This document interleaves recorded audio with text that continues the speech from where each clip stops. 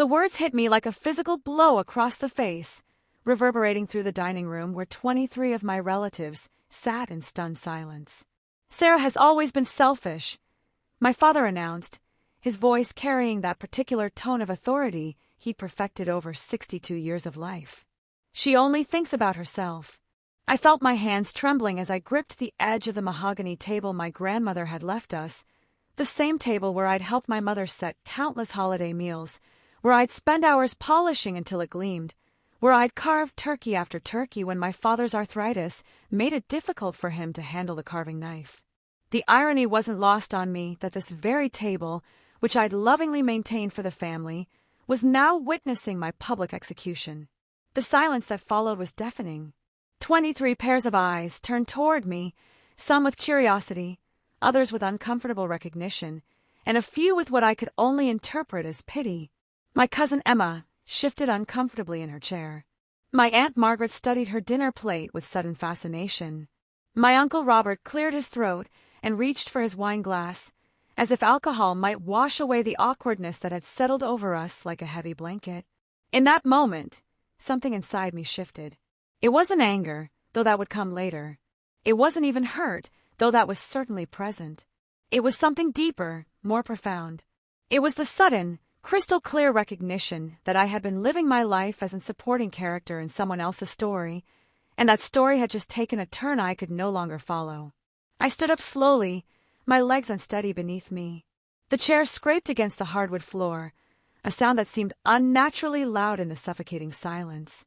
I looked around the table at these people I called family, these people I had sacrificed so much for, and I realized that not one of them was going to defend me. Not one of them was going to speak up and say, "That's not fair." Not one of them was going to acknowledge the years I had given, the dreams I had deferred, the pieces of myself I had scattered like breadcrumbs along the path of their needs and expectations. "You know what?" I said, my voice surprisingly steady despite the earthquake happening inside my chest. "You're right. I am selfish. I'm so selfish that I'm going to choose myself for once." I walked out of that dining room, grabbed my coat from the hallway closet, and left my father's house. I drove home in my car with the radio off, surrounded by a silence that felt both terrifying and liberating. It would take me months to fully understand what had happened that Thanksgiving evening, but in that moment, I knew I had crossed a threshold from which there would be no returning.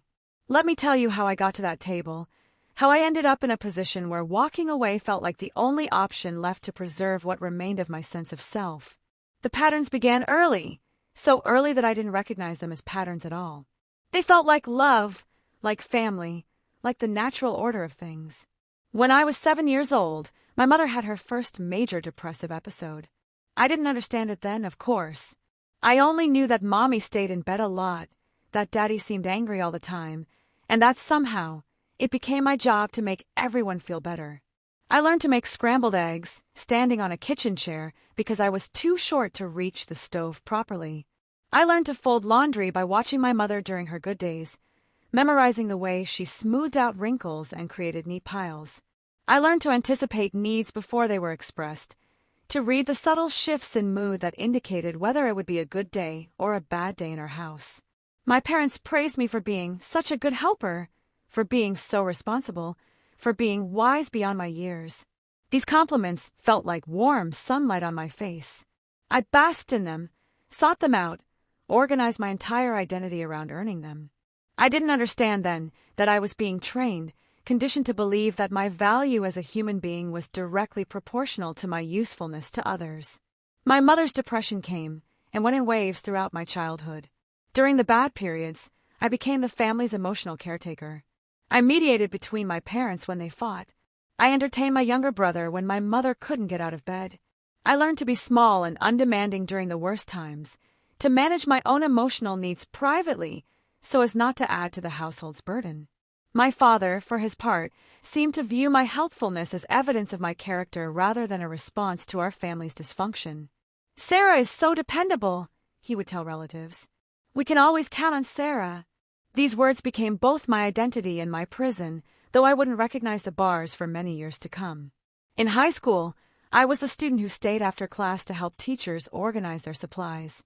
I was the friend who always had time to listen to everyone else's problems. I was the daughter who worked part-time jobs to help with household expenses, who gave up extracurricular activities when my mother needed someone to drive her to doctor appointments, who chose the local community college over the out-of-state university that had offered me a scholarship because my family needed me close to home. I told myself these were choices, that I was choosing family over personal ambition because that's what good people do. I told myself that sacrifice was noble, that putting others first was virtuous, that my dreams could wait while I tended to more immediate needs. I crafted an entire philosophy around self-denial, convinced myself that there was something pure and admirable about disappearing into the needs of others. College was supposed to be my time, my chance to explore who I might be beyond the role of family caretaker. But my mother called every day, sometimes multiple times a day. She was lonely, she said. She missed me, she said. She needed to hear my voice to feel better. My father called too, usually to ask when I was coming home to help with some household project or to mediate some conflict with my brother. I found myself driving home every weekend, spending my supposed freedom tending to the same emotional and practical needs I had been managing since childhood. My grades suffered because I was constantly distracted by family crises. My social life suffered because I was always leaving campus to handle some emergency at home. My relationship with my boyfriend suffered because I never seemed fully present, never seemed to have energy left over for anyone outside my family system. You need to set boundaries, my boyfriend said one evening after I canceled our date plans to drive home and help my father clean out the garage. This isn't healthy, Sarah. They're adults. They can handle their own problems. The suggestion felt almost blasphemous to me. Set boundaries with my family? That felt like abandonment, like selfishness, like a fundamental betrayal of who I believe myself to be. Good daughters don't set boundaries, I told myself. Good daughters sacrifice. Good daughters put family first. We broke up 3 months later. He said he felt like he was dating a ghost, that I was never really there even when I was physically present. He wasn't wrong, but I couldn't see it then. I could only see his unwillingness to understand my family obligations as evidence of his selfishness, his immaturity, his inability to comprehend the depths of real love and commitment. After college, I moved back home temporarily while I looked for work. Temporarily stretched into 3 years. Every time I found an apartment I could afford, some family crisis would emerge that required my presence, my income, my emotional labor. My mother would have a bad spell. My father would need help with a project. My brother would get into trouble and need someone to bail him out, literally or figuratively. I worked at a local accounting firm, a job that paid well enough but felt like professional quicksand. I was good at it, competent, reliable, but it wasn't what I had dreamed of doing with my life. I had wanted to be a journalist, to travel, to write stories that mattered. Instead, I spent my days reconciling other people's finances and my evenings reconciling my family's emotional accounts. My friends from college got married, had babies, bought houses, traveled to Europe, got promotions, changed careers, lived their lives. I attended their weddings and baby showers and housewarming parties, always happy for them but increasingly aware of the growing gap between their experiences and mine. They talked about their relationships, their career ambitions, their 5-year plans. I talked about my family, their needs, their dramas, their crises. When are you going to focus on yourself? My friend Jessica asked me one evening over drinks. We had been college roommates, and she was in town for work. She had just gotten engaged and was glowing with happiness and possibility. When are you going to live your own life? The question stung, because it implied that what I was doing wasn't living, that my choices weren't valid, that my commitment to my family was somehow pathological rather than admirable. I defended myself, explained about my mother's condition, my father's need for help, my brother's struggles. I painted a picture of a family that couldn't survive without my involvement, that would crumble if I withdrew my support. Jessica listened patiently, but I could see the concern in her eyes. "Sarah," she said gently, "do you think they might be more capable than you're giving them credit for? Do you think maybe you're enabling them by always being available to solve their problems?" Enabling. The word felt like an accusation, like a fundamental misunderstanding of the situation. I wasn't enabling anyone. I was loving them. I was being responsible. I was doing what family members do for each other. The suggestion that my sacrifice might actually be harmful felt not just wrong but personally offensive. But the seed of doubt was planted, and over the following months, it began to grow in the quiet spaces of my mind. I started noticing things I had previously overlooked or explained away. I noticed how my mother's helplessness seemed to increase when I was around, how she was somehow more capable when she thought I wasn't available to step in. I noticed how my father's requests for help always seemed to come at times when I was trying to do something for myself. I noticed how my brother had learned to weaponize crisis to create emergencies that required immediate intervention just when I was starting to establish some independence. The pattern became impossible to ignore once I started looking for it. Every time I tried to prioritize myself, to make plans that didn't revolve around family needs, some urgent situation would emerge that required my immediate attention. It was as if my family had developed a radar for my attempts at autonomy, a sixth sense that alerted them whenever I was on the verge of choosing myself. When I was 28, I met David at a work conference. He was a software engineer from Chicago, smart and funny and kind. We started a long-distance relationship that felt different from anything I had experienced before. He lived 500 miles away from my family's influence, and when I visited him, I caught glimpses of who I might be in a life that wasn't organized around managing other people's emotions and crises. In Chicago, I was lighter. I laughed more. I had opinions about things that had nothing to do with my family's needs. I remembered that I used to love art museums, that I had once dreamed of learning Italian, that I had interests and preferences that existed independently of my role as the family's designated problem solver. David and I talked about me moving to Chicago, about building a life together. For the first time in years, I allowed myself to imagine a future that centered my own desires rather than my family's expectations. I started researching jobs in Chicago, looking at apartments, planning a life that felt authentically mine.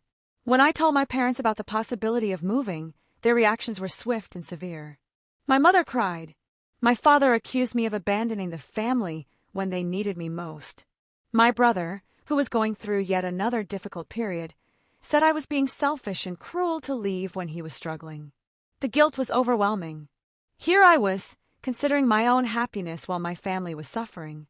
Here I was, thinking about my own future while my mother was battling depression, and my father was dealing with increasing health problems, and my brother was facing whatever crisis had emerged in his life this week. How could I be so self-centered? How could I prioritize my own desires over their legitimate needs? I broke up with David over the phone on a rainy Tuesday evening in October. I told him I couldn't abandon my family, that they needed me, that I had responsibilities I couldn't walk away from. He was quiet for a long time after I finished speaking. "Sarah," he finally said, "I love you, but I can't compete with a family that has trained you to believe that loving yourself is a form of betrayal." Those words haunted me for months. Trained me to believe that loving myself was a form of betrayal. Was that what had happened? Had I been conditioned to see my own needs as inherently selfish, my own desires as fundamentally less important than everyone else's? The possibility felt both revelatory and terrifying. I threw myself deeper into my family role after that, as if I could retroactively justify my decision by proving how essential my presence was to their well-being. I took on more responsibilities, made myself more available, anticipated needs more thoroughly. I became hypervigilant about their emotional states, constantly scanning for signs of distress that might require my intervention. My mother's therapist suggested family counseling, and I was the only one who enthusiastically embraced the idea. My father attended reluctantly. My brother came sporadically, but I was there every week, ready to process and analyze and work toward better family dynamics. Dr. Henderson was a calm, thoughtful woman in her 50s who had a way of asking questions that felt both gentle and penetrating. During our sessions, she would often redirect conversations that focused on family problems back to individual responsibility and self-care. "Sarah," she said during one session, "I notice that you often speak for other family members, anticipate their needs, and take responsibility for their emotional states. How do you think this might be affecting your own development and their ability to manage their own lives?" The question felt like an attack on everything I believed about love and family loyalty. I explained that I was simply being caring, that families support each other, that my involvement was necessary given everyone else's struggles and limitations. "But what about your struggles?" Dr. Henderson asked. "What about your limitations? What about your needs?" I didn't know how to answer because I had spent so many years learning to ignore my own internal signals, to override my own needs in service of others, that I had lost touch with what I actually wanted or needed. My emotions had become entirely reactive, dependent on the emotional state of my family members. I was happy when they were happy, stressed when they were stressed, depressed when they were depressed. I had no independent emotional life. The therapy sessions planted more seeds of awareness, but change felt impossible. My family had organized itself around my availability, my willingness to absorb their problems, my endless capacity for sacrifice.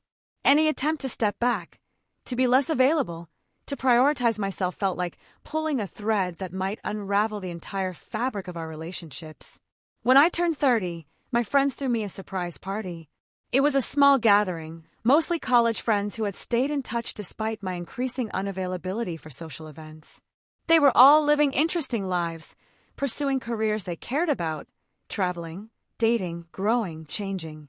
I felt like I was watching their lives through a window, present but somehow separated from their experiences of autonomy and self-direction. "Make a wish," they said as I leaned over the birthday cake. I closed my eyes and wished for courage. I didn't know courage for what, exactly, but I knew I needed it desperately. The years between 30 and 35 passed in a blur of increased family drama and my own growing sense of suffocation. My mother's depression seemed to be getting worse, or perhaps she had simply learned that emotional crises guaranteed my immediate attention. My father developed diabetes and high blood pressure, conditions that required management and monitoring that somehow became my responsibility. My brother went through a messy divorce and moved back into my parents' house with his 2 young children, creating a household full of stress and chaos that required constant mediation. I had become the family's designated problem solver, the one person everyone turned to when life became difficult. I coordinated medical appointments, managed financial crises, provided childcare, mediated conflicts, and absorbed everyone's emotional overflow. I had no boundaries, no limits, no sense of where my responsibilities ended and other people's began. My own life had shrunk to the point where it barely existed. I worked at the same accounting job, lived in the same small apartment, had the same routine that revolved entirely around my family's needs and schedules. I had no hobbies, no social life outside family obligations, no romantic relationships, no dreams that weren't immediately dismissed as impractical given my family responsibilities. I was 35 years old and felt like I had never lived a single day for myself. The breaking point came during what should have been a celebration. My cousin Emma was getting married, and my family was hosting a big engagement party at my parents' house. I had spent weeks planning and preparing, coordinating catering, organizing decorations, managing guest lists, handling all the details that my parents claimed they were too overwhelmed to manage. The night before the party, my brother announced that he and his ex-wife were reconciling and that he would be moving out of my parents' house. This should have been good news, but my father was furious. He had been enjoying having his grandchildren around, he said, and my brother was being selfish by taking them away. He demanded that I talk to my brother, convince him to stay, fix the situation. I spent hours on the phone with my brother, trying to mediate between his desire for independence and my father's sense of abandonment. By the time I hung up, it was past midnight, and I still had to finish preparing for the engagement party. I stayed up until 3 a.m. making centerpieces and organizing serving dishes, running on pure adrenaline and a growing sense of resentment. The engagement party itself was a success. Emma was radiant, the food was delicious, the decorations were perfect. Everyone complimented my parents on hosting such a lovely event. I smiled and accepted thanks graciously, but inside I felt hollow, invisible, like a stage manager watching someone else's play unfold. During the party, I overheard my Aunt Margaret talking to my mother. "You're so lucky to have Sarah," she said. "She does everything for you. I don't know what you'd do without her." My mother nodded and sighed. "Sometimes I worry that we rely on her too much," she said. "But she's just so good at handling things, and she never complains." Never complains. The words echoed in my head for days afterward. I had been so well trained to suppress my own needs, to absorb other people's problems without expressing frustration or resentment, that my family had come to see my sacrifice as effortless, natural, unworthy of acknowledgement or reciprocity. I started paying attention to the language my family used when they talked about me and my role in their lives. I was dependable, responsible, selfless, always there when we need her. But I was never described as someone with my own dreams, my own struggles, my own need for support. I existed in their narrative only as a function, a service provider, a solution to their problems. The recognition was both liberating and devastating. Liberating because it helped me understand why I felt so empty, so lost, so disconnected from any sense of authentic self. Devastating because it forced me to confront how completely I had disappeared into my role as the family's emotional caretaker. I started seeing my own therapist, Dr. Williams, a woman about my age who specialized in codependency and family systems. She was the first person who didn't praise my selflessness or admire my dedication to my family. Instead, she asked hard questions about what I was avoiding by focusing so intensively on other people's problems. What would happen, she asked during one session, if you stopped managing everyone else's emotions and crises? What would happen if you let your family members face the natural consequences of their choices without your intervention? The questions terrified me because they implied that my family might actually be capable of managing without my constant involvement, that my sacrifice might be unnecessary, that I might be choosing martyrdom over authentic living for reasons I didn't want to examine. We talked about my childhood, about how I had learned to equate love with usefulness, about how I had developed an identity that depended entirely on being needed by others. We talked about how this pattern had prevented me from ever discovering who I might be as an independent person, what I might want or need or dream about if I wasn't constantly focused on everyone else's welfare. The therapy was painful because it forced me to confront the ways I had collaborated in my own erasure. No one had forced me to sacrifice my life for my family. I had chosen it, over and over again, because it felt safer than risking the uncertainty and potential failure that comes with living authentically. Being needed felt like being loved. Being useful felt like having value. Being indispensable felt like being secure. But none of these feelings had anything to do with genuine self-worth or authentic relationships. They were all based on performing a role, meeting other people's expectations, earning approval through service. Dr. Williams introduced me to the concept of differentiation, the psychological process of developing a sense of self that exists independently of other people's needs and expectations. She explained how healthy families encourage each member to develop their own identity while maintaining connection, how love in functional relationships is based on acceptance rather than utility. The more I learned about healthy relationship dynamics, the more I could see how distorted my family system had become. We had organized ourselves around crisis and neediness rather than growth and support. We had confused enmeshment with intimacy, obligation with love, sacrifice with virtue. I started making small changes, tiny experiments in self-advocacy that felt enormous to me but were barely noticeable to my family. I stopped answering my phone immediately every time someone called. I started saying, "I'll have to check my schedule," instead of automatically agreeing to requests for help. I began expressing my own preferences and opinions instead of always deferring to what others wanted. These small acts of self-assertion felt revolutionary and terrifying. Every time I chose myself, even in minor ways, I braced for abandonment, for accusations of selfishness, for proof that I was only loved for what I could provide rather than for who I was. The reactions were swift and intense. My mother accused me of becoming distant and cold. My father said I was going through a selfish phase that I would hopefully outgrow. My brother demanded to know why I was suddenly being so difficult and unhelpful. Their responses confirmed my worst fears while also proving the necessity of the boundaries I was trying to establish. The guilt was overwhelming. These people had raised me, loved me, depended on me. How could I withdraw my support when they clearly needed it? How could I prioritize my own psychological health over their immediate crises and legitimate struggles? But I was slowly beginning to understand that my constant availability hadn't actually helped anyone. My mother had become more helpless over the years, not more capable.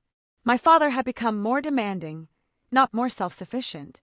My brother had learned to create crises that guaranteed my attention rather than developing his own problem-solving skills. My sacrifice had enabled their dysfunction rather than supporting their growth. The process of change was slow and painful. Every boundary I set felt like a betrayal. Every time I chose my own needs over their demands, I battled intense guilt and fear. I had to learn to tolerate their disappointment, their anger, their attempts to manipulate me back into my old role. But something else was happening too. For the first time in my adult life, I was beginning to discover who I was beneath the layers of other people's needs and expectations. I remembered that I loved to read, that I had once enjoyed painting, that I had always been curious about other cultures and languages. I started taking Italian classes, joined a book club, signed up for art lessons. These activities felt both foreign and familiar, like remembering a language I had once spoken fluently but had forgotten through years of disuse. I was awkward at first, self-conscious about expressing preferences and opinions that had nothing to do with managing other people's emotional states. But gradually, I began to remember what it felt like to have an inner life that belonged to me. The resistance from my family intensified as my changes became more noticeable. They seemed to sense that something fundamental was shifting, that I was becoming less available for their emotional emergencies, less willing to sacrifice my own plans for their convenience. They responded with increased crisis, more frequent demands for attention, more elaborate expressions of need and helplessness. It was exhausting and heartbreaking to watch people I loved manipulate and guilt-trip me for trying to develop some semblance of an independent life. But it was also clarifying. Their reactions showed me how transactional our relationships had become, how my value in their eyes was tied entirely to my function as their problem solver and emotional caretaker. I started spending less time at my parents' house, screening phone calls more carefully, making plans that I refused to cancel for non-emergency family situations. Each act of self-preservation felt like learning to walk again, terrifying and uncertain but essential for my survival as an autonomous human being. The changes didn't go unnoticed by the extended family either. At gatherings, I could feel the shift in how relatives interacted with me. Some seemed confused by my newfound unavailability, others appeared disapproving of what they interpreted as increased selfishness. I was no longer the family's reliable helper, the one who could be counted on to manage logistics and absorb everyone's overflow emotions. This leads us to Thanksgiving of last year, the evening that would become my point of no return. I had been in therapy for almost 2 years by then, working steadily on developing boundaries, reclaiming my sense of self, and learning to differentiate between love and enabling. The progress was slow and difficult, but I was beginning to feel like I existed as more than just a function in other people's lives. In the weeks leading up to Thanksgiving, the family pressure had been particularly intense. My mother was going through another difficult period with her depression, my father was struggling with his health issues, and my brother was dealing with new complications in his custody arrangement. Everyone seemed to need more support, more attention, more emotional management than usual. I had been trying to maintain better boundaries while still being a loving and supportive family member, but the balance was exhausting. Every phone call felt like a test of my commitment. Every request for help came loaded with implications about my character and loyalty. Every time I couldn't immediately solve someone's problem, I faced accusations of becoming selfish and uncaring. The irony was that I was actually more present for my family than I had ever been before. When I was with them, I was truly there rather than running on autopilot and resentment. When I offered help, it came from genuine choice rather than obligation and guilt. But because I was no longer available on demand, no longer willing to sacrifice my own well-being for their convenience, they experienced my new boundaries as abandonment. My mother had asked me to host Thanksgiving dinner at my apartment, claiming that she wasn't up to managing the logistics. I had agreed, spending days planning the menu, shopping for ingredients, preparing dishes in advance. I cleaned my apartment thoroughly, set up extra tables and chairs, bought new serving dishes and linens. The night before Thanksgiving, my mother called to say that she had decided to invite 3 additional relatives without consulting me. This meant I needed to prepare food for 26 people instead of 23, in an apartment barely big enough for 15. When I expressed concern about the logistics, she accused me of being unwelcoming and selfish. I stayed up until 2 in the morning preparing additional food and rearranging furniture to accommodate the larger group. I was exhausted before the day even began, running on adrenaline and growing resentment.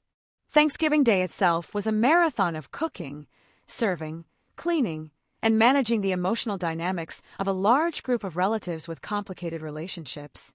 I barely ate because I was constantly in the kitchen, ensuring that everyone else's needs were met. I listened to complaints about the food temperature, mediated disputes between cousins, and absorbed criticism about everything from my apartment's size to my failure to provide enough variety in dessert options. By evening, I was emotionally and physically depleted. I had spent the entire day serving others while receiving little acknowledgement or appreciation for my efforts. I felt invisible, taken for granted, reduced once again to my function as the family service provider. During dinner, the conversation turned to family members who were struggling with various issues. My cousin Mark was having financial problems. My Aunt Susan was dealing with her teenager's behavioral issues.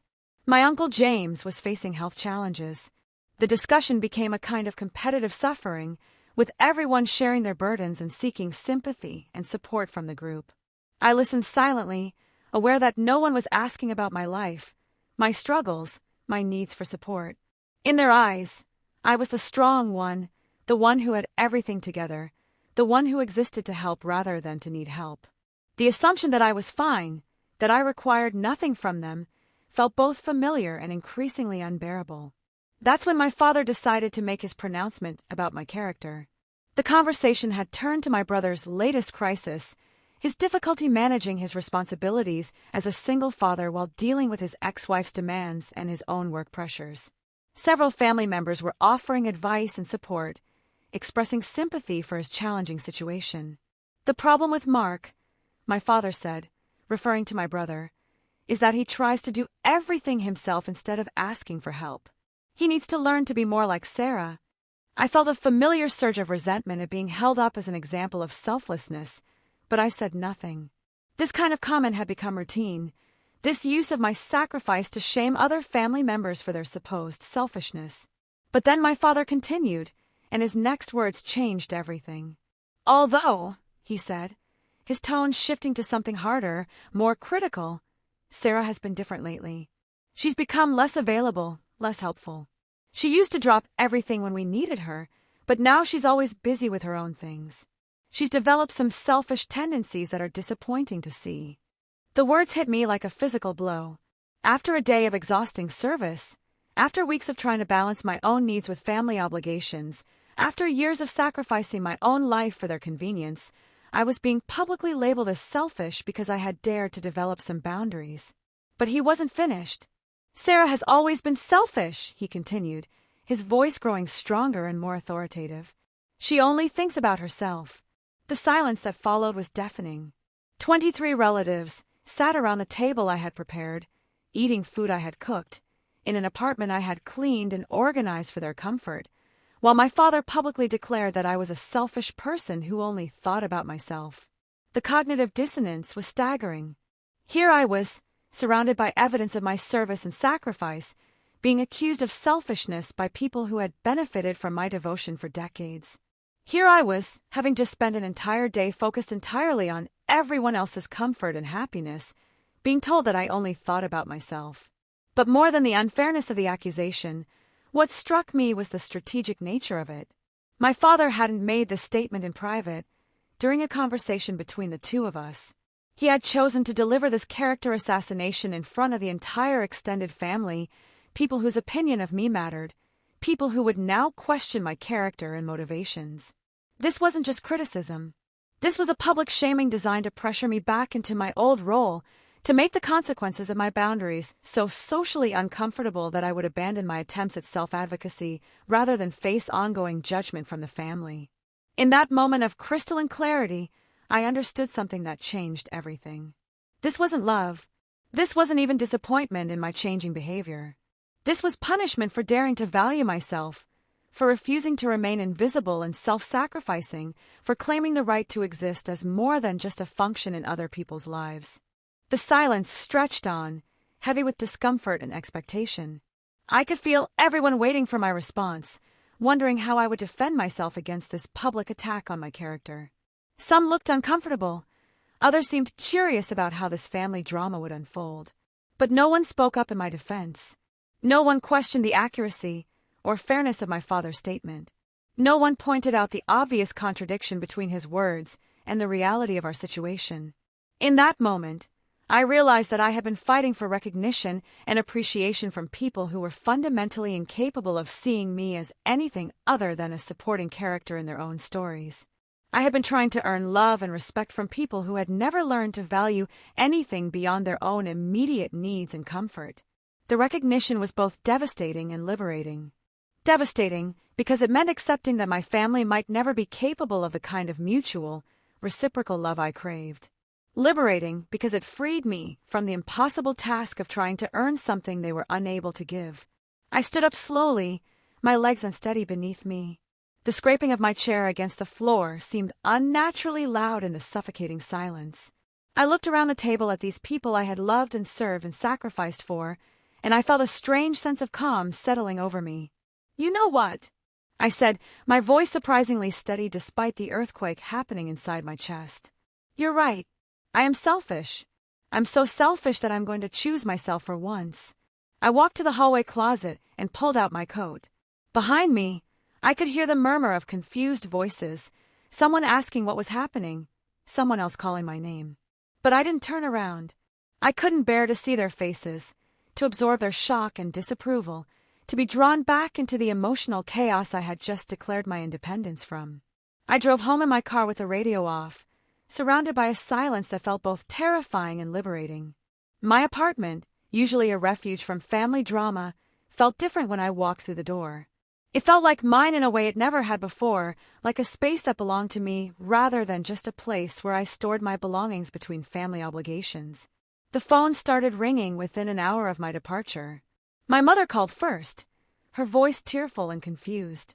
She wanted to know why I had left so suddenly, why I had overreacted to my father's comments, why I was being so dramatic and hurtful.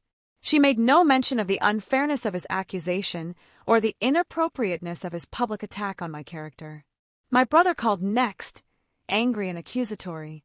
He said I had ruined Thanksgiving for everyone, that my dramatic exit had made the whole family uncomfortable, that I owed everyone an apology for my selfish behavior.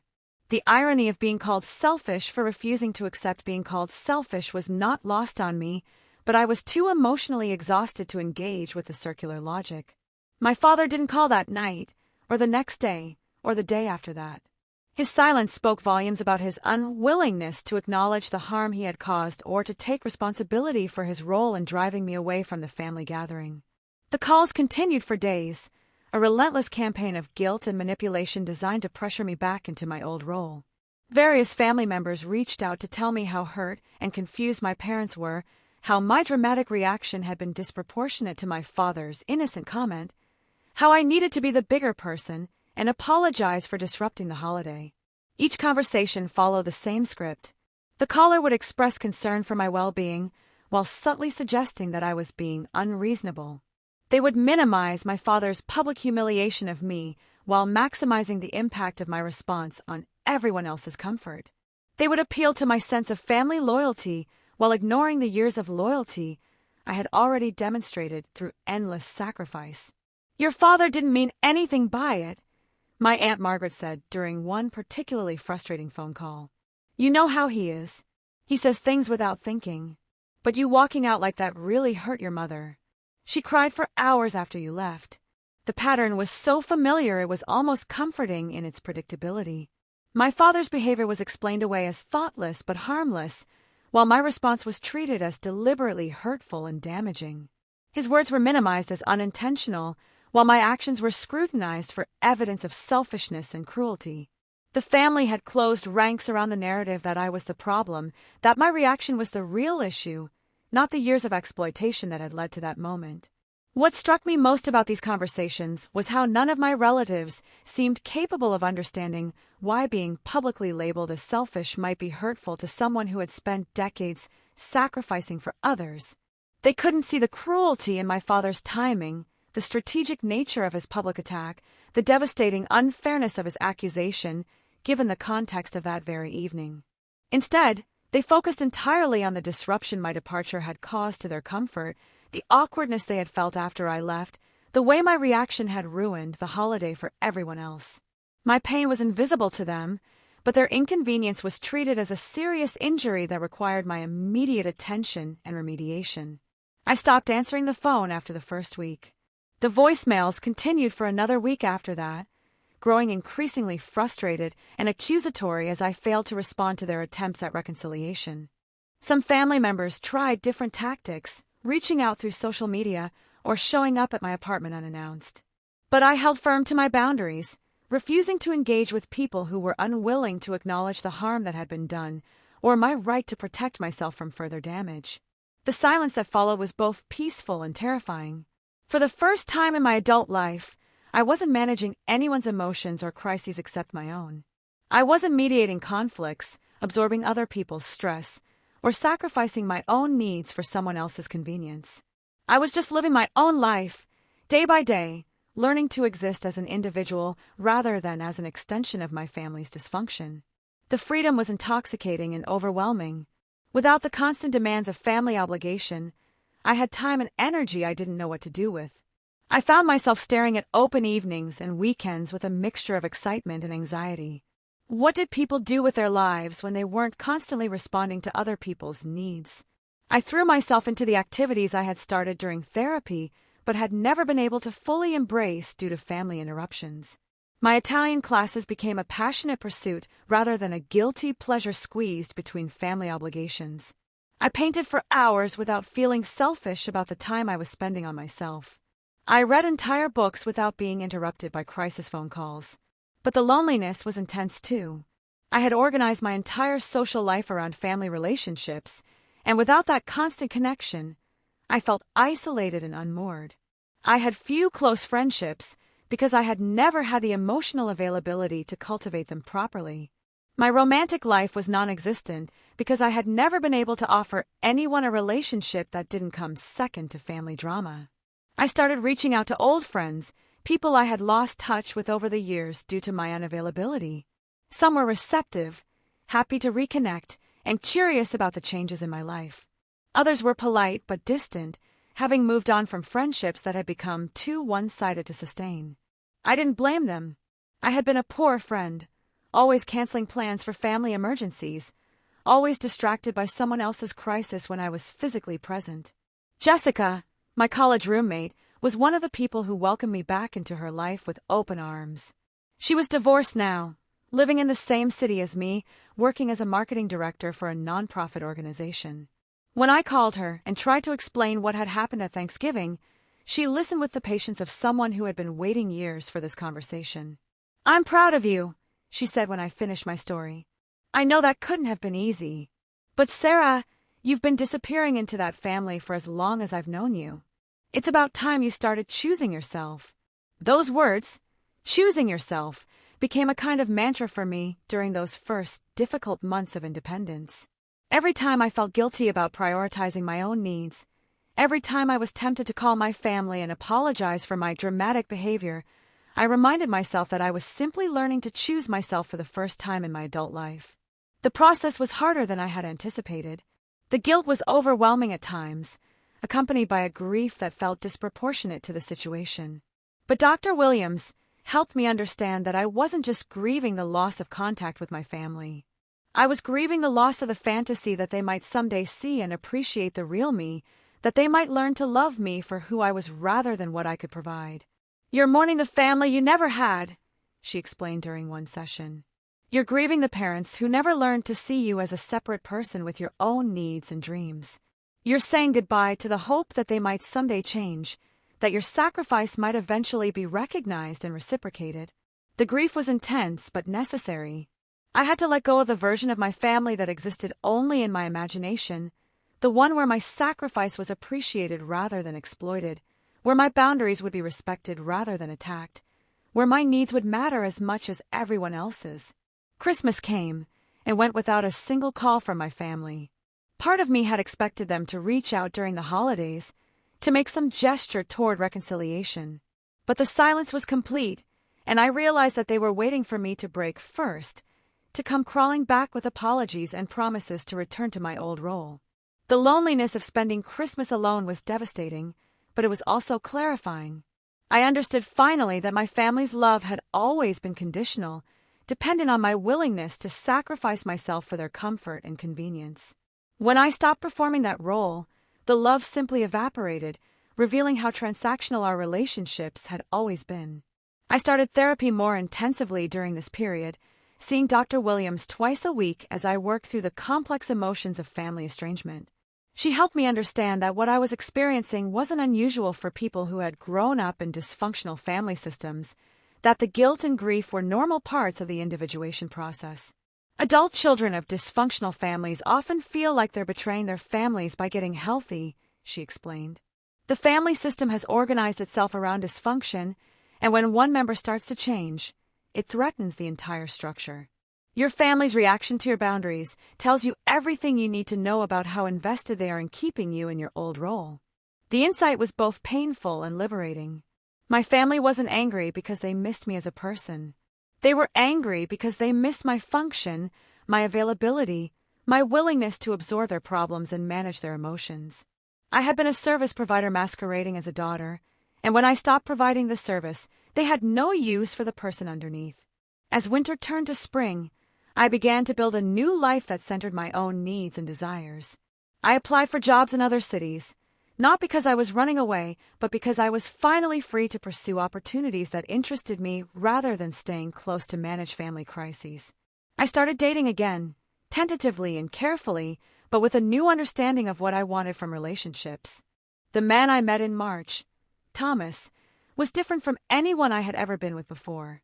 He was a teacher, kind and patient, but also direct about his own needs and expectations. When I tried to explain my complex family situation, he listened without trying to fix anything or convince me to reconcile. "It sounds like you made a healthy choice for yourself," he said simply. "Family relationships should add to your life, not subtract from it." His matter-of-fact acceptance of my decision was revolutionary to me. I had expected judgment, pressure to reconcile, advice about forgiveness and family loyalty.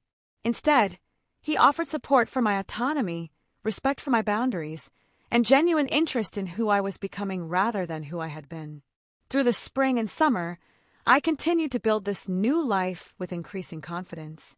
I took a job with a nonprofit organization that felt meaningful and fulfilling in ways my previous work never had. I traveled for the first time in years, taking a solo trip to Italy that felt like a celebration of my newfound freedom. I developed friendships that were reciprocal and nourishing rather than one-sided and draining. But I also continued to grapple with the grief and guilt of family estrangement. There were days when the loneliness felt overwhelming, when I questioned whether my boundaries had been worth the cost of losing my family. I missed the good times we had shared, the sense of belonging that came with being part of a large extended family, the comfort of familiar traditions and shared history. Dr. Williams reminded me during these difficult periods that grief was evidence of love, not evidence that I had made the wrong choice. "You can love your family and still recognize that their behavior toward you was harmful," she said. "You can miss the connection while still protecting yourself from the dysfunction. These feelings don't have to be resolved or fixed. They can just exist as part of your experience." The complexity of these emotions was something I had to learn to live with. I couldn't simply write off my family as toxic and move on without looking back. They were real people with their own struggles and limitations, people who had shaped me in both positive and negative ways. But I also couldn't pretend that their love was unconditional or that their treatment of me had been acceptable simply because it came from family. In August, almost 9 months after the Thanksgiving incident, I received an unexpected letter from my mother. It was the first communication I had received from any family member since the initial flood of phone calls in December. The letter was handwritten on her familiar cream-colored stationery, the same paper she had used for thank-you notes and birthday cards throughout my childhood. The letter began with an apology of sorts, though it was wrapped in explanations and justifications that minimized the harm while emphasizing her own pain.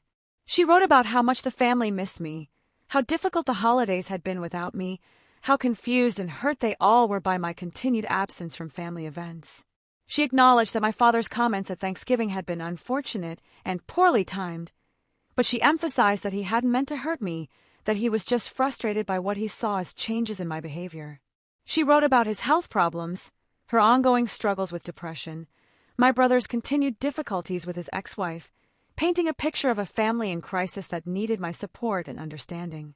The letter ended with an invitation to a family barbecue for Labor Day weekend, a chance to put this whole misunderstanding behind us and get back to being a family. There was no acknowledgement of the years of exploitation that had led to my breaking point, no recognition of my right to boundaries or autonomy, no indication that anything would be different if I returned. Reading the letter, I felt a familiar tug of guilt and obligation. These people were suffering, and I had the power to alleviate their suffering by returning to my old role. The family barbecue sounded lovely, and I missed the rituals and traditions that had once brought me comfort.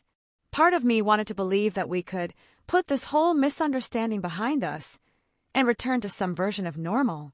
But I also recognized the manipulation embedded in every paragraph of the letter. My father's public humiliation of me was reframed as an unfortunate comment rather than a deliberate attack. My response was characterized as a misunderstanding rather than a legitimate reaction to mistreatment. My absence was presented as selfish abandonment rather than necessary self-protection. Most importantly, there was nothing in the letter that suggested any recognition of my personhood outside of my function as the family's problem solver. I was being invited back not because they missed me as an individual, but because they needed me to return to my role as their emotional caretaker and crisis manager. I shared the letter with Dr. Williams during our next session, and she helped me see the patterns I might have missed on my own. "What do you notice about what's missing from this letter?" she asked. I read it again more carefully, looking for what wasn't there rather than what was. There's no acknowledgement of my feelings, I realized. No recognition that I might have been hurt by what happened. No curiosity about what I've been doing or how I've been living my life. No indication that they see me as a person with my own needs and experiences. The letter was entirely focused on their experience of my absence, their pain and confusion, and need for resolution. I existed in their narrative only as someone who had hurt them by withdrawing my services, not as someone who had been hurt by years of exploitation and needed to protect herself from further harm. I decided not to respond to the letter or attend the Labor Day barbecue. The decision felt both empowering and heartbreaking. I was choosing to protect the life I had been building, the sense of self I had been developing, the boundaries that had allowed me to finally exist as more than just a function in other people's stories. But I was also choosing continued estrangement from people I loved, continued separation from the family traditions and connections that had once defined me. Labor Day weekend came and went quietly. I spent it hiking with Thomas and a group of his friends, people who knew nothing about my family drama and treated me simply as Sarah, a person with her own interests and opinions and right to exist. The contrast between this easy acceptance and my family's conditional love was stark and clarifying. That fall brought new challenges and opportunities. I was promoted at work, recognized for contributions that had nothing to do with managing other people's emotions or solving their problems. I moved in with Thomas after months of careful consideration, creating a home environment based on mutual respect and reciprocity rather than obligation and sacrifice. I also continued to work on understanding and healing the patterns that had kept me trapped in dysfunctional relationships for so long. Dr. Williams and I explored my childhood experiences more deeply, examining how I had learned to equate love with usefulness, how I had developed an identity that depended entirely on being needed by others. The work was painful because it required me to acknowledge my own role in perpetuating the dysfunction. I hadn't been simply a victim of my family's exploitation.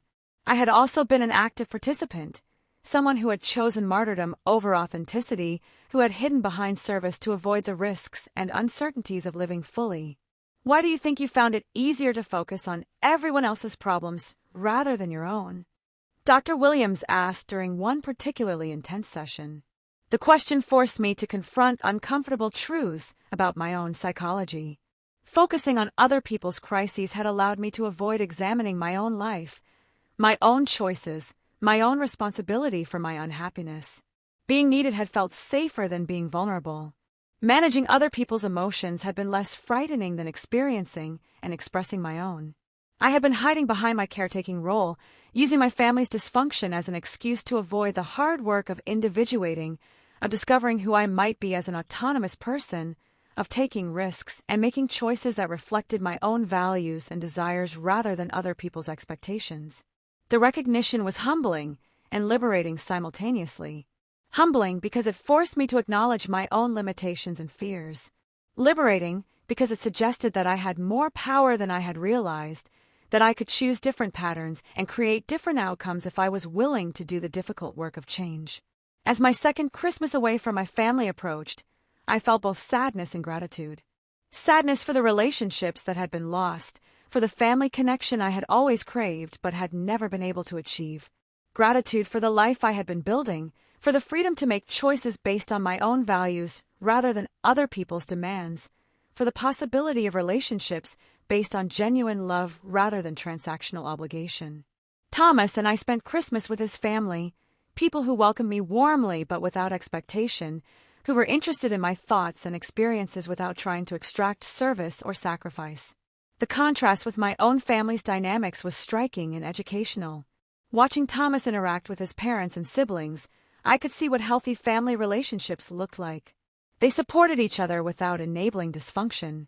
They expressed love through acceptance rather than control. They respected each other's autonomy while maintaining connection. They had conflicts and disagreements, but they resolved them through communication rather than manipulation or guilt. "Your family is so different from mine," I told Thomas one evening as we drove home from his parents' house. "How so?" he asked. I struggled to articulate the differences I had observed. "They actually seem to like each other," I finally said. "Not just love each other out of obligation, but genuinely enjoy spending time together. And when someone has a problem, they offer support without taking over. They let people solve their own problems instead of swooping in to fix everything." Thomas nodded thoughtfully. "That's what family should be," he said. "People who love you for who you are, not for what you can do for them." The simple statement hit me with surprising force. People who love you for who you are, not for what you can do for them. I had spent so many years believing that love required sacrifice, that relationships were based on meeting other people's needs, that my value as a person was determined by my usefulness to others. But healthy love, I was learning, was based on appreciation rather than exploitation, on acceptance rather than control, on mutual support rather than one-sided sacrifice. Healthy love allowed people to be themselves rather than requiring them to disappear into roles and functions. As I entered my third year of estrangement from my family, I felt increasingly solid in my sense of self and my life choices. The guilt and grief were still present, but they no longer dominated my emotional landscape. I had built a life that felt authentically mine, surrounded by people who valued me for my authentic self rather than my willingness to sacrifice for their comfort. I married Thomas in a small ceremony attended by the friends and chosen family I had cultivated over the previous 2 years. My parents weren't there, and while their absence created a hollow ache in my chest, I knew that their presence would have required me to manage their emotions and expectations rather than simply enjoying my own wedding day. The ceremony was beautiful and meaningful precisely because it reflected our values and desires rather than family obligations and traditions. We wrote our own vows, promising to support each other's growth and autonomy rather than demanding sacrifice and self-denial. We celebrated with people who genuinely cared about our happiness rather than people who saw our relationship as another opportunity for their own emotional needs to be met. After the wedding, as Thomas and I settled into married life, I continued to process the complex emotions surrounding my family estrangement. I had moments of intense sadness, wondering what my children might miss by not having grandparents and extended family relationships. I had moments of doubt, questioning whether my boundaries had been too rigid, whether there might have been ways to maintain family connection without sacrificing myself. But I also had moments of profound gratitude for the life I had chosen, for the freedom to make decisions based on my own values rather than other people's expectations, for the possibility of raising children in an environment of respect and authenticity rather than obligation and manipulation. Dr. Williams and I spent many sessions exploring what healthy family relationships might look like for me in the future, how I might model something different for my own children, how I might break the generational patterns of enmeshment and exploitation that had characterized my family of origin. "The greatest gift you can give your future children," she told me, "is your own emotional health and authenticity. Children learn more from what they observe than from what they're told. If you can model healthy boundaries, self-respect, and authentic relationships, you'll be giving them tools your family never gave you." The possibility of breaking these generational patterns felt both thrilling and daunting. I was determined to create a different kind of family environment, one based on mutual respect and genuine love rather than obligation and control. But I also knew that I would have to remain vigilant against repeating the patterns I had learned in my childhood, the tendency to sacrifice myself for others' comfort or to equate love with usefulness. When Thomas and I had our first child, a daughter we named Emma, I felt both joy and anxiety about my role as a mother. I wanted to give her everything I had never received: unconditional love, respect for her autonomy, support for her authentic self-expression. But I also worried about my ability to maintain appropriate boundaries, to love her deeply without becoming enmeshed in her emotional life. The early months of motherhood were challenging in ways I hadn't anticipated.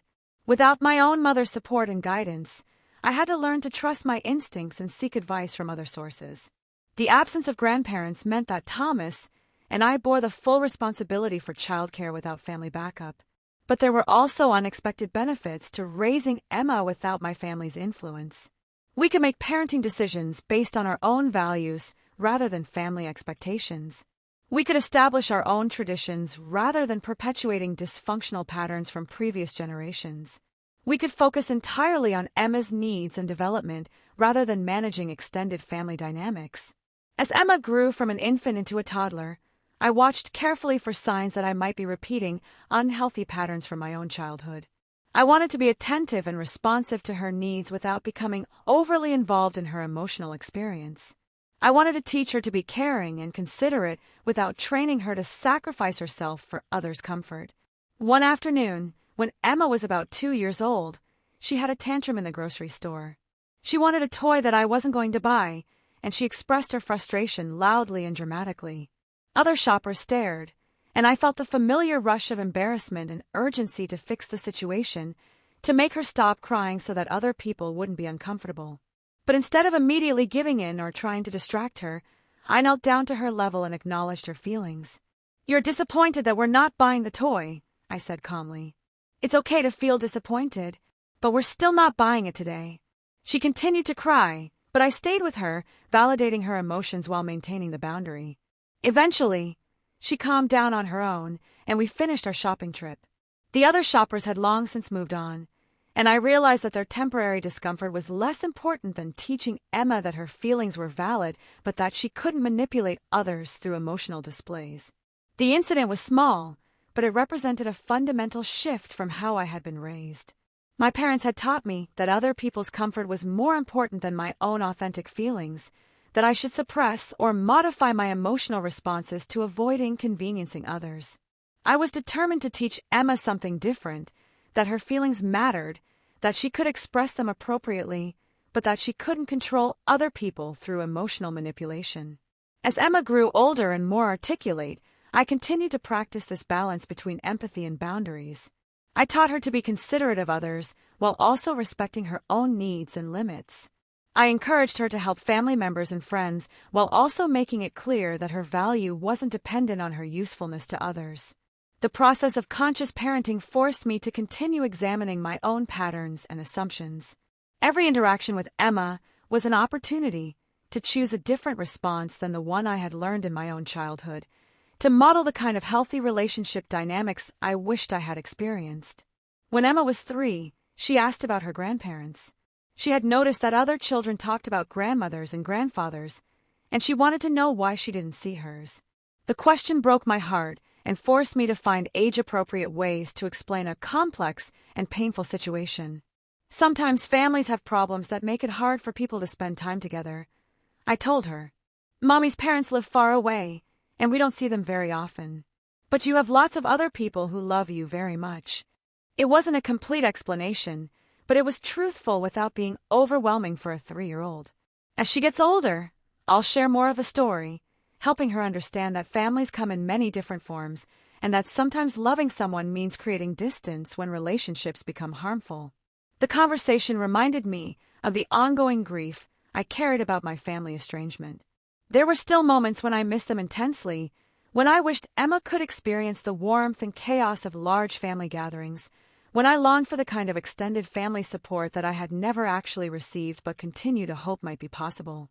But there were also moments of deep gratitude for the choice I had made, for the freedom to raise Emma in an environment of authenticity and respect rather than obligation and manipulation.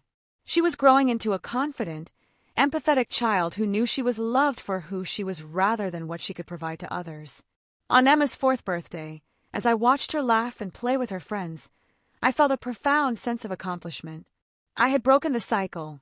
I had created something different, something healthier, something based on genuine love rather than conditional approval. The price had been high: the loss of my family of origin, years of grief and guilt, the ongoing challenge of creating support systems from scratch. But the benefits were immeasurable. Emma was learning that she mattered, that her feelings were valid, that she could set boundaries and expect them to be respected. She was developing a sense of self that existed independently of other people's needs and expectations. She was growing up in an environment where love was abundant and unconditional rather than scarce and transactional. As I reflect on the journey that began with that Thanksgiving dinner 5 years ago, I'm struck by how dramatically my life has changed. The woman who walked out of her father's house that evening was broken and exhausted, desperately seeking permission to value herself, terrified of losing the only kind of love she had ever known. The woman I am today is whole and confident, surrounded by relationships based on mutual respect and authentic connection, raising a daughter who will never have to choose between loving others and loving herself. I have learned that real love doesn't require sacrifice of the self, that healthy families support each other's growth rather than demanding conformity, that it's possible to be both caring and boundaried, both loving and autonomous. The path from that Thanksgiving table to where I am now has been long and difficult, marked by grief and guilt, loneliness and uncertainty. There have been moments when I questioned my choices, when the cost of autonomy felt too high, when I wondered if I should have tried harder to maintain family relationships despite their dysfunction. But I have never regretted the decision to walk away from that table, to choose myself for the first time in my adult life, to insist on my right to exist as more than just a function in other people's stories. That moment of standing up and walking out was the beginning of my real life, the first step toward discovering who I was beneath the layers of other people's needs and expectations. The lesson I've learned through this journey is both simple and profound. You cannot sacrifice yourself into being loved.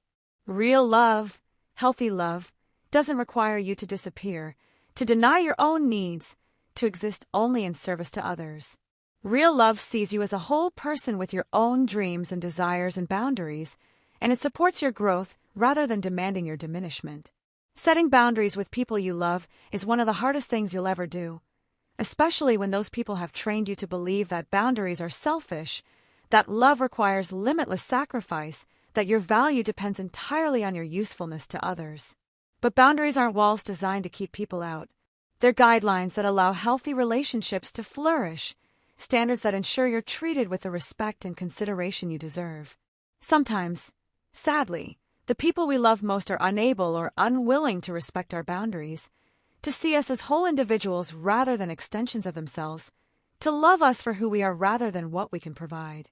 When that happens, we have to make difficult choices about how much dysfunction we're willing to tolerate in the name of family loyalty, how much of ourselves we're willing to sacrifice to maintain relationships that may be fundamentally unhealthy. For me, walking away from my family was the only way to preserve what remained of my authentic self, to create space for the kind of life and relationships I actually wanted rather than the ones I felt obligated to maintain. It wasn't a choice I made lightly or quickly. It was the result of years of trying to find a middle ground, of hoping that things might change, of believing that my sacrifice might eventually be recognized and reciprocated. But sometimes love means letting go, even when it breaks your heart. Sometimes the most loving thing you can do is to refuse to enable dysfunction, to stop participating in patterns that harm everyone involved, to model a different way of being in relationship, even if others aren't ready to follow your example. I think about that Thanksgiving evening often, about the moment when everything shifted, when I finally understood that I had a choice between being loved for my function and being authentic in my relationships. I remember the silence that followed my father's public attack on my character, the way 23 relatives sat there without defending me, the crushing recognition that I had been fighting for appreciation from people who were fundamentally incapable of seeing me as anything other than a service provider. But I also remember the moment of clarity that followed, the sudden understanding that I could choose differently, that I could value myself even if they couldn't, that I could create a life based on my own values rather than their expectations. That moment of standing up and walking out was terrifying and liberating simultaneously, the beginning of the most difficult and rewarding journey of my life.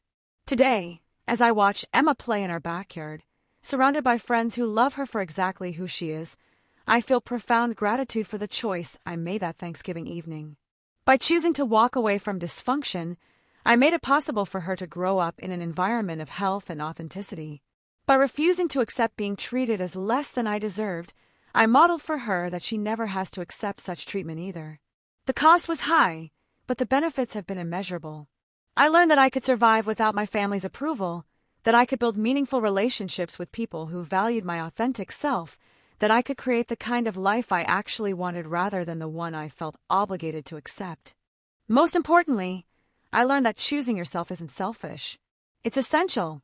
It's the foundation upon which all healthy relationships are built, the prerequisite for genuine love and authentic connection. You cannot give what you don't have, and if you don't have a sense of your own worth, your own boundaries, your own right to exist as a whole person, you cannot truly love others either. The journey from that Thanksgiving table to where I am now has taught me that real love begins with loving yourself enough to insist on being treated with respect, to maintain boundaries that protect your well-being, to refuse to disappear into other people's needs and expectations. It's a lesson I hope to pass on to Emma, a legacy far more valuable than any family tradition or obligation. Sometimes the most courageous thing you can do is walk away from a table where you're not valued, even if it's surrounded by people you love. Sometimes the most loving thing you can do is refuse to enable dysfunction, even when others interpret your boundaries as selfish or cruel.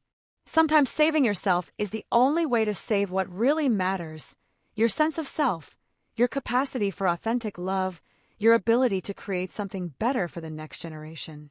That Thanksgiving evening, when I stood up and walked away from my father's public attack on my character, I wasn't just leaving a dinner party. I was leaving a lifetime of conditioning that had taught me to value everyone else's comfort over my own well-being, to sacrifice myself for the illusion of love, to exist as a supporting character in other people's stories. By walking out that door, I walked into my own life for the first time. And while the journey has been difficult and often lonely, it has also been the most authentic and fulfilling experience I've ever had. I am finally living as myself rather than as an extension of other people's needs, loving from a place of wholeness rather than emptiness, creating relationships based on mutual respect rather than one-sided sacrifice. That, perhaps, is the most important lesson of all. Sometimes you have to lose everything you thought you wanted to find everything you actually need. Sometimes you have to walk away from the people who claim to love you to find the people who actually do. Sometimes you have to choose yourself before anyone else can truly choose you. The woman who walked out of that Thanksgiving dinner was broken but brave, lost but determined to find herself. The woman I am today is whole and grateful, surrounded by love that doesn't require sacrifice, raising a daughter who will never have to choose between being herself and being loved. That makes every difficult step of this journey worth it.